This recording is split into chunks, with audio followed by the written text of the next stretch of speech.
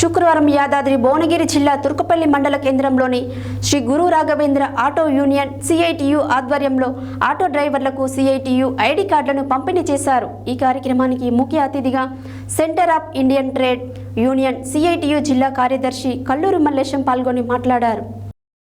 శుక్రవారం యాదాద్రి భువనగిరి జిల్లా తుర్కపల్లి మండల కేంద్రంలోని Shri Guru Raghavendra auto union CITU ఆధ్వర్యంలో ఆటో డ్రైవర్లకు సిఐటియు ఐడి కార్డులను పంపిణీ చేశారు. ఈ కార్యక్రమానికి ముఖ్య అతిథిగా centre of Indian trade unions జిల్లా కార్యదర్శి కల్లూరు మల్లేశం పాల్గొని మాట్లాడుతూ ట్రాన్స్పోర్ట్ కార్మికులకు నష్టం చేసే నూతన మోటార్ వాహన చట్టం 2019ని బీజేపీ తీసుకొచ్చిందని, మరోవైపు స్వయం ఉపాధితో బతుకుతున్న రవాణా రంగ కార్మికులను ఆదుకోవాల్సింది పోయి రోడ్డు ప్రమాదాలకు డ్రైవర్లే కారణమని, భారత న్యాయ సంహిత చట్టం సెక్షన్ 106 కేంద్ర బీజేపీ ప్రభుత్వం 10 లక్షల జరిమానా, 7 సంవత్సరాల జైలు శిక్షను ఖరారు చేసి చట్టం వేసిందని తెలిపారు. రాబోయే పార్లమెంట్ ఎన్నికలలో బీజేపీ ఓటమి కోసం ప్రతి కార్మికులు కృషి చేయాలని పిలుపునిచ్చారు.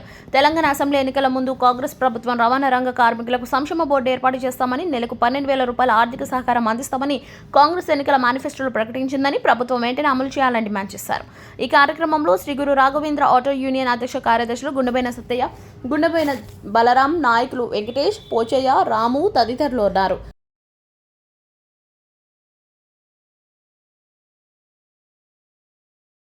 ట్రాన్స్పోర్ట్ కార్మికుల ఐక్యత ఏర్పాటు చేయాలి. సంక్షేమ బోర్డుని ఏర్పాటు చేయాలి. రవాణా రంగ కార్మికుల సంక్షేమ బోర్డుని జిందాబాద్ జిందాబాద్.